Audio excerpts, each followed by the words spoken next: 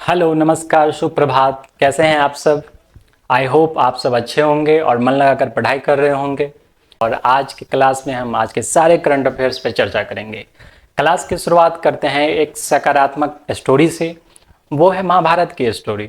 जब अर्जुन ने देखा कि वो महाभारत के युद्ध में है और उसे अपने ही लोगों को मारना पड़ेगा, तो उन्होंने बहुत अच्छी बात कही भगवान से कि भगवान, अपने लोगों को मारना पड़ रहा है, इससे अच्छा मैं तपस्या कर लूँगा, आराम से अपना जीवन व्यतीत कर लूँगा और उसी से मेरा मोक्ष वगैरह प्राप्त हो जाएगा। लेकिन भगवान ने उन्हें समझाया कि आप जिस भी काम में हैं, जिस काम के लिए आप जिस वर्ग में हैं, वही काम करना, वही कर्तव्य करना आपका सबसे बड़ा धर्म है। जैसे आप एक सैनिक हैं तो आपके लिए लड़ना सबसे बड़ा धर्म है। आप एक शिक्षक हैं तो आपको पढ़ाना आपका सबसे बड़ा कर्तव्य है। एक डॉक्टर हैं तो लोगों की सेवा करना, लोगों के इलाज करना आपका सबसे बड़ा धर्म है। लेकिन अगर आप एक छात्र हैं तो पढ़ाई करना ही सबसे बड़ा धर्म है और यही आपके लिए स्वर्ग है। स्वर्ग के लिए कोई एक्स्ट्रा दुनिया नहीं है। आप जो काम के लिए हैं और वो काम करने का मौका मिल रहा है आपको, यही आपके लिए स्वर्ग है। अर्जुन एक सैनिक था और युद्ध का माहौल है और उस बीच में यदि वो जा रहा है तो ये उसके लिए अधर्म है। और जो संतुष्टि होती है, अगर आप एक छात्र हैं, पढ़ाई कर रहे हैं, आपको ये अपॉर्चुनिटी मिला है, सारे रिसोर्स मिले हैं, पढ़ाई कर रहे हैं आप, लेकिन इसी टाइम में बहुत सारे ऐसे स्टूडेंट होंगे जो चाह कर भी नहीं पढ़ पा रहे होंगे। वो चाहते होंगे कि हम भी मन लगाकर पढ़ाई करें, फिर भी उनके पास रिसोर्स नहीं होंगे, बहुत सारी तकलीफें होंगी और वो पढ़ाई नहीं कर पा रहा होगा। इसलिए आप जब तक छात्र हैं, जितना भी समय आपको मिल रहा है, आप निश्चित तौर पे सिर्फ और सिर्फ अपने पढ़ाई पे फोकस करें। 110% पढ़ाई पे ही फोकस करें। जब आपका ये रोल बदलेगा, आज आप छात्र हैं, कल कहीं के एसडीएम रहेंगे, डीएसपी रहेंगे, तो जब आपका रोल बदलेगा तो उस बदलते हुए रोल में एज ए एसडीएम जो भी करना पड़े, जो भी तकलीफें आएंगी, ऐसा नहीं कि आपका लाइफ बहुत ज़्यादा बेहतर हो जाएगा। हर रोल में आपको तकलीफें मिलेंगी, लेकिन उस तकलीफ के साथ आपको अपना रोल निभाना है। इसलिए अगर आप छात्र हैं तो मन लगाकर पढ़ाई कीजिए जब तक कि आपका एग्जाम नहीं निकलता, आप एक नए रोल को नहीं प्राप्त कर लेते। तो क्लास की शुरुआत करते हैं, देखते हैं हम लोग। आज है 20 सितंबर और 20 सितंबर को पूरे देश में राष्ट्रीय सिनेमा दिवस मनाया जाता है। 20 सितंबर को पूरे देश में राष्ट्रीय सिनेमा दिवस मनाया जाता है। फिल्म इंडस्ट्री का जो योगदान है, फिल्म इंडस्ट्री की सफलता, सबसे बड़ी सफलता लोगों पे ही टिकी हुई है कि बहुत सारे फिल्म लवर्स हैं जो थिएटर्स वगैरह में फिल्म देखने के लिए जाते हैं। उन सब के लिए मल्टीप्लेक्स वगैरह है, तो मल्टीप्लेक्स एसोसिएशन ऑफ इंडिया के द्वारा ही 20 सितंबर 2024 को जो है राष्ट्रीय सिनेमा दिवस घोषित किया गया है एज ए थैंक यू। क्योंकि मल्टीप्लेक्स जितने भी फिल्म इंडस्ट्री हैं वो लोग एज ए थैंक यू कहना चाहते हैं सारे लोगों को कि उनके कारण जो है आज इंडस्ट्री इतना ज़्यादा सफल है। सिनेमा दिवस के दिन जो है टिकट्स काफ़ी कम हो जाती है और 4000 से ज़्यादा मल्टीप्लेक्स में जो है मात्र 99 में जो है लोग मूवी वगैरह देख सकते हैं। ये थोड़ा सा एक फेवर रहता है मल्टीप्लेक्स का आज के दिन, राष्ट्रीय सिनेमा दिवस के दिन। पहले न्यूज की तरफ हम लोग बढ़ते हैं। पहला न्यूज है, मनु भाकर को बंदरगाह, जहाजरानी और जलमार्ग मंत्रालय के लिए ब्रांड एम्बेसडर चुना गया है। जहाजरानी मंत्रालय के लिए, जहाजरानी मंत्रालय कल की क्लास में भी हम लोग देखे थे, जहाजरानी मंत्रालय के मंत्री सर्बानंद सोनोवाल है। मनु भाकर को आप जानते हो, भाकर जो पहली महिला है, पहली भारतीय महिला है जिन्होंने इस बार जो ओलंपिक्स हुआ था, ओलंपिक्स में उन्होंने एक ही सीजन में 2 मेडल्स हासिल किए। ऐसा करने वाली वो पहली भारतीय महिला है मनु भाकर। मनु भाकर जो है 10 मीटर एयर राइफल्स में, एयर पिस्टल में व्यक्तिगत तौर पे भी और एक मिश्रित युगल के तौर पे भी उन्होंने कांस्य पदक जीता है, यानी कि 2 मेडल्स उनके नाम से है। और इसलिए बंदरगाह, जहाजरानी और जलमार्ग मंत्रालय के लिए उनको ब्रांड एम्बेसडर चुना गया है। तो एक और रीजन है इनके जहाजरानी मंत्रालय का ब्रांड एम्बेसडर चुनने के लिए। पहला तो ये मेडलिस्ट है और दूसरा मनु भाकर के जो पिताजी हैं वो एक मैरिन इंजीनियर रह चुके हैं, तो समुद्र से मनु भाकर जी का नाता जो है पुराना है और इस कारण जहाजरानी मंत्रालय ने उनको ब्रांड एम्बेसडर के तौर पे चुना है। जहाजरानी मंत्रालय, पूरा नाम पत्तन, पोत, परिवहन और जलमार्ग मंत्रालय, ministry of port, shipping and waterways, मंत्री है सर्बानंद सोनोवाल जी। इससे संबंधित मनु भाकर जी को एक और कंपनी से ब्रांड एम्बेसडर बनाया गया है, वो है गोल्डन बुलेट्स। गोल्डन बुलेट जो है टूल बनाने वाली कंपनी है, ये टूल्स बनाती है, औजार वगैरह बनाती है, और उन्होंने भी मनु भाकर को जो है as a brand ambassador sign किया है। इस पे प्रश्न किस तरह से पूछ सकता है, किस भारतीय खिलाड़ी को जलमार्ग मंत्रालय का ब्रांड एम्बेसडर बनाया गया है? तो जानते ही हम लोग मनु भाकर होंगे, विराट कोहली नहीं, सौरभ गांगुली नहीं, कपिल देव नहीं, मनु भाकर जी को ब्रांड एम्बेसडर बनाया गया है। दो चीज का, पहला जलमार्ग मंत्रालय क्योंकि उनके पिताजी एक मैरिन इंजीनियर थे, और दूसरा कि गोल्डन बुलेट्स का। चलिए नेक्स्ट न्यूज की तरफ हम लोग देखते हैं। मोहना सिंह, मोहना सिंह जो है एकमात्र ऐसी अभी के वर्तमान में भारतीय महिला पायलट है जिनको तेजस मोहना सिंह एकमात्र महिला पायलट है अभी वर्तमान में जिनको तेजस स्क्वाड्रन में शामिल किया गया है तेजस उड़ाने के लिए। तेजस की जो टीम है, इस टीम को फ्लाइंग बुलेट्स कहा जाता है, इसमें बेस्ट पायलट्स होते हैं, और उस टीम में मोहना सिंह को शामिल किया गया है। आप लोग कुछ दिन पहले का न्यूज देखे होंगे, तो उसमें आप लोग को तीन जो महिला फाइटर्स हैं उनका नाम आपको सुनाई दिया होगा। पहला मोहना सिंह, दूसरा भावना कंठ, और तीसरा अवनी चतुर्वेदी। ये पहले तीन भारतीय महिला जो लड़ाकू विमान उड़ाने वाली महिला है। मोहना सिंह, अदर टू है भावना कंठ एंड अवनी चतुर्वेदी। अभी वर्तमान में Su-30 MKI फाइटर्स ये लोग उड़ाते हैं वेस्टर्न डिजर्ट में। तो मोहना सिंह को किस लिए चुना गया है? भारत के स्वदेशी made in India LCA Tejas fighter को। तेजस के बारे में आप जानते होंगे, ये पूर्ण रूप से स्वदेश निर्मित है तेजस विमान। ये तेजस की तस्वीर है, पूर्ण रूप से स्वदेश निर्मित ये विमान है, और इसको उड़ाने का श्रेय जो है अभी स्क्वाड्रन में किन्हें शामिल किया गया है? मोहना सिंह को। इस पे जो प्रश्न बन सकता है वो देखते हैं हम लोग। भारत की कौन सी महिला पायलट तेजस स्क्वाड्रन का नेतृत्व करने वाली पहली महिला पायलट है? अवनी चतुर्वेदी नहीं, भावना कंठ नहीं, मोहना सिंह को जो है तेजस की टीम में शामिल किया गया है। चलिए नेक्स्ट न्यूज की तरफ बढ़ते हैं हम लोग। इस बार जो पैरा ओलंपिक्स हुआ है, पैरा ओलंपिक्स से संबंधित हम लोग का नेक्स्ट वीडियो आ रहा है जिसमें आपको डिटेल में ओलंपिक और पैरा ओलंपिक के बारे में जानकारी दी जाएगी कि क्या कौन किन्होंने मेडल जीता, किस तरह से मेडल्स जीता, किस गेम में मेडल जीता, इस सब के बारे में आपको डिटेल्ड वीडियो मिलेगा। तो पैरा ओलंपिक तीरंदाजी जो हुआ था, पैरा ओलंपिक्स इसी साल 2024 में हुआ, जिसमें ये शीतल देवी है और ये राकेश कुमार है। इन्होंने मिक्स्ड टीम के रूप में जो है कांस्य पदक जीता। दोनों जो है आर्चर हैं, धनुर्धर हैं, आर्चर हैं, और तीरंदाजी में जो है कांस्य पदक इन्होंने जीता। इस उपलब्धि के लिए वर्तमान के चुनाव आयोग ने, ECI election commission of India ने उनको नेशनल आइकन बनाया। नेशनल आइकन बनाया किसका? PWD का, फिजिकली डिसेबल्ड यानी दिव्यांग लोगों के लिए नेशनल आइकन बनाया गया। तो नेशनल आइकन क्यों बनाया जाता है? क्योंकि लोग जो वोट देने वाले लोग हैं उनमें ज़्यादा जागरूकता हो कि वोट देना सबके लिए जरूरी है, एक परम कर्तव्य है। अगर आप नागरिक हैं, देश के नागरिक हैं, तो आपके लिए वोट देना एक परम कर्तव्य है। इसी बात के जागरूकता के लिए दिव्यांग लोगों में, विशेषकर दिव्यांग लोगों में इसकी जागरूकता के लिए दो लोगों को, शीतल देवी और राकेश कुमार, शीतल देवी और राकेश कुमार को जो है नेशनल आइकन बनाया गया है।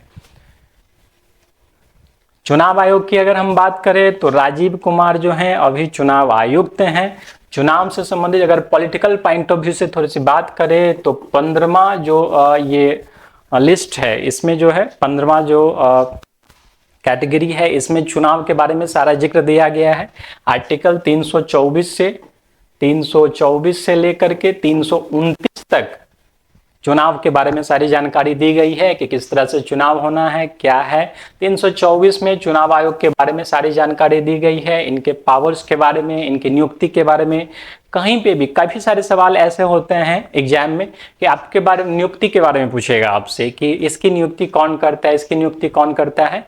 तो हमेशा याद रखिएगा जो मेजर पोस्ट होते हैं जैसे कि चुनाव आयोग है, इन सबकी नियुक्ति का पावर बस भारत में एक ही आदमी के पास है, वो है प्रेसिडेंट ऑफ इंडिया। हमेशा नियुक्ति करता है, प्रधानमंत्री जी के हाथ में नियुक्ति का अधिकार नहीं दिया गया है। हाँ, काफी सारी जो कमिटी बनती है नियुक्ति के लिए, बहुत विशेषकर लोगों की कमिटी नियुक्ति के लिए, उसमें प्रधानमंत्री विपक्ष के नेता भी शामिल होते हैं, लेकिन चुनाव आयुक्त का जो नियुक्ति होता है वो डायरेक्टली राष्ट्रपति जी करते हैं।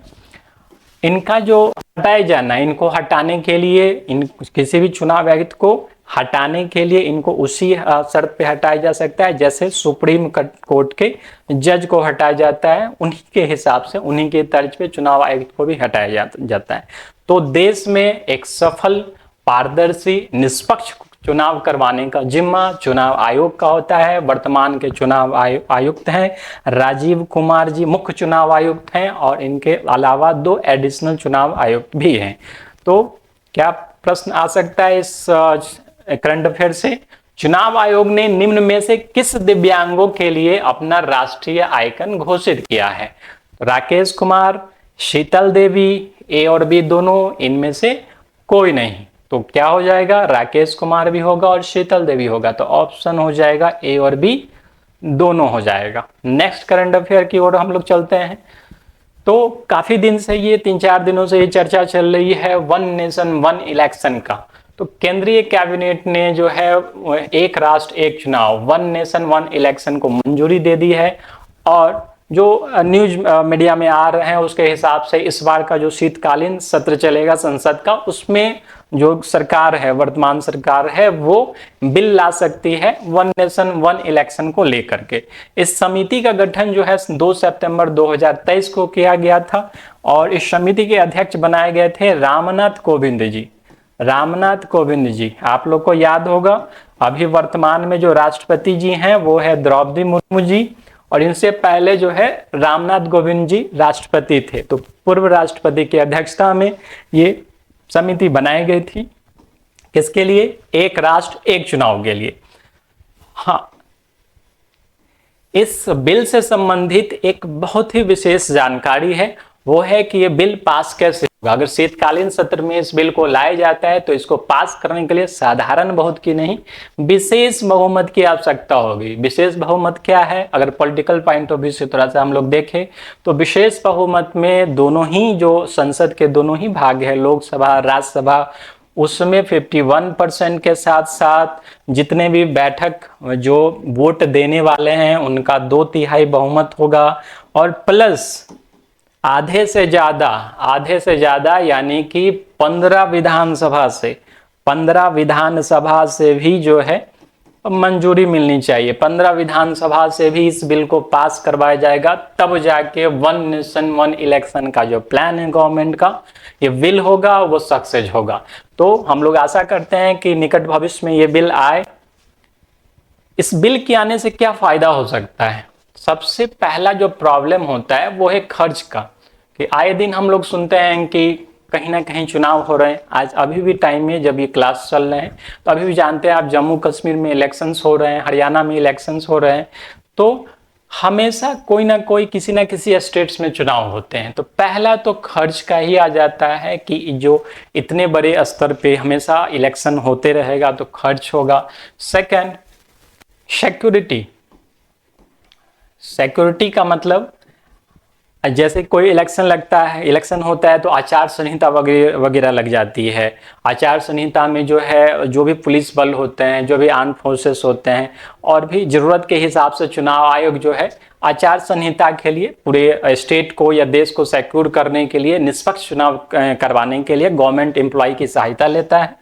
तो आचार संहिता लगने से सभी को, पब्लिक को भी और गवर्नमेंट एम्प्लॉय को भी प्रॉब्लम होता है।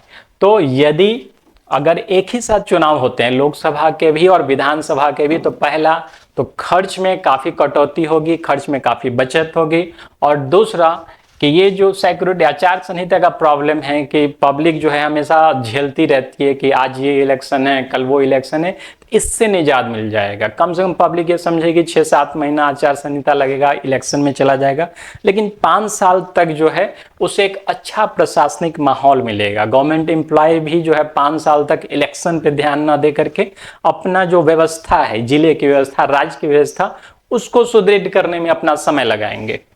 तो ये मेजर रीजन है जिसके कारण जो है वन नेशन वन इलेक्शन होना काफी जरूरी है। इससे संबंधित जो प्रश्न आ सकता है वो देखते हैं। एक राष्ट्र एक चुनाव की सिफारिश करने वाले समिति के अध्यक्ष कौन हैं? तो आप जानते हैं कि रामनाथ कोविंद जी को, यानी पूर्व राष्ट्रपति जी को इसका अध्यक्ष बनाया गया था। उन्हीं की अध्यक्षता में समिति गठित हुई, उन्होंने रिसर्च किया, सभी लोगों से बात की और तब ये 18,000 से ज्यादा पेजेज का ये रिपोर्ट जो है प्रस्तुत किया गया है। नेक्स्ट न्यूज की तरफ बढ़ते हैं हम लोग। पीयूष गोयल जी, पीयूष गोयल जी ने व्यापार मंडल की तीसरी बैठक की अध्यक्षता की। जो ट्रेड से रिलेटेड व्यापार मंडल है उसकी तीसरी जो बैठक है उसकी अध्यक्षता की, और सबसे ज्यादा इंपॉर्टेंट एक जन सुनवाई पोर्टल और एसीजीसी की सेवा पोर्टल की शुरुआत की है पीयूष गोयल जी ने। तो वाणिज्य विभाग का जन सुनवाई पोर्टल लॉन्च किया गया है। इंडस्ट्री में किसी को भी प्रॉब्लम हो, सबसे बड़ा प्रॉब्लम अच्छी गवर्नेंस में होता है कम्युनिकेशन का, यानी कि संचार का, कि बातचीत कम्युनिकेशन हो पा रहा है कि नहीं, कम्युनिकेशन हो पा रहा है कि नहीं गवर्नमेंट और इंडस्ट्री के बीच में। तो मान लेते हैं कोई इंडस्ट्री है, इंडस्ट्रियलिस्ट है, उसको कोई प्रॉब्लम है, गवर्नमेंट तक अपनी बात पहुंचाना चाहता है। तो पहले तो बहुत सारी कॉम्प्लिकेशन आती थी, लेकिन जब से गवर्नमेंट ने टेक्नोलॉजीज का यूज किया है तो जो भी सेवा है, जो भी सर्विस दे रही है गवर्नमेंट, उसमें काफ़ी निष्पक्षता आई है, काफ़ी पारदर्शिता आई है। तो कोई भी प्रॉब्लम होगा तो ये जन सुनवाई पोर्टल है, इस पे इंडस्ट्री से रिलेटेड, कॉमर्स से रिलेटेड, यानी व्यापार से रिलेटेड कोई भी कंप्लेन, कोई भी इश्यू, कोई भी सहायता, कोई भी सलाह जो है इस पोर्टल पे दिया जा सकता है। इसे जिस पोर्टल एक्सपोर्ट क्रेडिट से संबंधित है, तो उस संबंध में किसी को भी कोई प्रॉब्लम होती है तो ECGS के पोर्टल पर जा करके ये किया जा सकता है और उसका समाधान भी एक टाइम बाउंड मैनर में किया जाएगा। तो ये निष्पक्षता आई है। पहले के ज़माने में, यानी कि एक राजीव गांधी जी का ऑफिशियल स्टेटमेंट है कि सरकार 1 रुपये भेजती है तो पब्लिक तक जो है 10 पैसे पहुंचते हैं। लेकिन आज के टाइम में आप देख लीजिए, यदि प्रधानमंत्री जी केंद्र से 1 रुपये भेजते हैं तो पब्लिक तक 1 रुपया ही पहुंचता है, बीच में कहीं कोई भी ब्रिज नहीं होता है, सीधे अकाउंट्स में जाता है। ये डिलीवरी मॉडल काफ़ी निष्पक्ष है, काफ़ी पारदर्शी है। तो अच्छी गवर्नेंस के लिए सबसे ज़्यादा इंपॉर्टेंट है कम्युनिकेशन, और इसी कम्युनिकेशन को बढ़ाने के लिए जो है new technology, web portals, application, इस सब की सहायता लेती है गवर्नेंस। हम लोग जानते हैं कि वर्तमान में वाणिज्य एवं उद्योग मंत्री, ministry of commerce and industry कौन है? तो पीयूष गोयल साहब है। इससे संबंधित प्रश्न कैसे पूछ सकता है? तो पीयूष गोयल के संबंध में निम्नलिखित बातों पर विचार कीजिए। पहला, वो केंद्रीय मंत्री है, हाँ केंद्रीय मंत्री है, उन्होंने जन सुनवाई पोर्टल लॉन्च की है, जन सुनवाई पोर्टल लॉन्च की है। ए और बी दोनों होगा या इनमें से कोई नहीं होगा? तो हम जानते हैं ए और बी दोनों होगा। नेक्स्ट है, फैब इंडिया ने भारत की कलात्मक विरासत को बचाने के लिए, उसको मजबूत बनाने के लिए MSME मंत्रालय के साथ सहयोग किया है। MSME मंत्रालय के साथ, MSME मंत्रालय आप जानते हैं मीडियम, माइक्रो, स्मॉल और मीडियम एंटरप्राइज, सूक्ष्म, लघु और मध्यम उद्योग। यह फैब इंडिया एक कंपनी है और सरकार के साथ ये कोलैबोरेट कर रही है। आप लोगों ने PM विश्वकर्मा योजना का नाम सुना होगा। PM विश्वकर्मा योजना पिछले साल ही ये लॉन्च हुई थी। जो नहीं जानते हैं, PM विश्वकर्मा योजना जो है मेनली कारीगरों के लिए थी। कारीगर, आर्टिजन्स, जैसे बढ़ई, लोहार, नाई, ये सब आर्टिजन्स के लिए थी। और फैब इंडिया ने किसके साथ सहयोग किया है? MSME मंत्रालय के साथ, ministry of MSME, micro, small and medium enterprise. और इससे जो है क्या होगा कि जो भी आर्टिजन्स हमारे देश में हैं उनको सशक्त करने में, राजनीतिक रूप से, आर्थिक रूप से, टेक्नोलॉजी के रूप से, स्किल्स रूप से सशक्त करने में, मजबूत करने में ये फैब इंडिया सहयोग करेगी। PM विश्वकर्मा योजना की अगर हम बात करें तो विश्वकर्मा योजना जो है भारत सरकार द्वारा शुरू किया था 17 सितंबर 2023 को, 17 सितंबर 2023 को। आप जानते हैं कि 17 सितंबर को जो है प्रधानमंत्री, हमारे माननीय प्रधानमंत्री श्री नरेंद्र मोदी जी का जन्मदिन भी है, इस साल भी हुआ है। और पिछले साल अपने जन्मदिन के उपलक्ष्य में ही उन्होंने पीएम विश्वकर्मा योजना शुरू किया था, जिसका उद्देश्य था जितने भी पारंपरिक कारीगर है, जैसे नाई हो गया, लोहार हो गया, बढ़ई हो गया, इन सबको जो है इनका कौशल विकास करना, स्किल डेवलपमेंट करना, इनको फाइनेंशियल, इनका कॉमर्स, वो कैसे अपने प्रोडक्ट्स को बेचेंगे, उनके लिए उनको सशक्त बनाना, स्किल्स देना, टेक्नोलॉजी देना, वित्तीय सहायता यानी कि फाइनेंस उपलब्ध करवाना, इन सब के लिए एक ओवरऑल योजना निकाली गई थी, पीएम विश्वकर्मा योजना। और इसी योजना को आगे बढ़ाते हुए फैब इंडिया ने कोलैबोरेट किया है कि हम भी साथ देंगे जितने भी आर्टिजन्स हैं उसको ऊपर उठाने में। तो एमएसएमई मंत्रालय के बारे में थोड़ा सा जानकारी ले ले, इनको पहचानते होंगे, ये जीतन मांझी हैं, अपने बिहार के ही हैं और ये अभी वर्तमान में एमएसएमई मंत्री हैं, एमएसएमई मंत्री हैं। एक प्रश्न जो बीपीएससी के एग्जाम में पूछा हुआ था कि एमएसएमई को कैटेगरी कैसे बांटा गया है, तो जितने भी छोटे लेवल के उद्योग हैं वो सब एमएसएमई के अंतर्गत आते हैं, लेकिन एमएसएमई में भी माइक्रो, स्मॉल और मीडियम इंटरप्राइज में छांटेंगे कैसे, बांटेंगे कैसे कि ये माइक्रो में आएगा, ये स्मॉल में आएगा, ये मीडियम में आएगा। तो माइक्रो में वो हर इंडस्ट्री, वो हर उद्योग जिसका इन्वेस्टमेंट जो है 1 करोड़ से कम है और टर्नओवर 5 करोड़ से कम है, वो सब माइक्रो में आता है। जिसका इन्वेस्टमेंट 10 करोड़ से कम है और टर्नओवर 50 करोड़ से कम है, वो सब स्मॉल में आता है। और जिसका इन्वेस्टमेंट 20 करोड़ से कम है और टर्नओवर 100 करोड़ से कम है, वो सारे इंडस्ट्री मीडियम इंडस्ट्रीज के अंतर्गत आते हैं। तो ये एमएसएमई इंडस्ट्रीज हैं, वर्तमान में मंत्री हैं जीतन राम मांझी जी।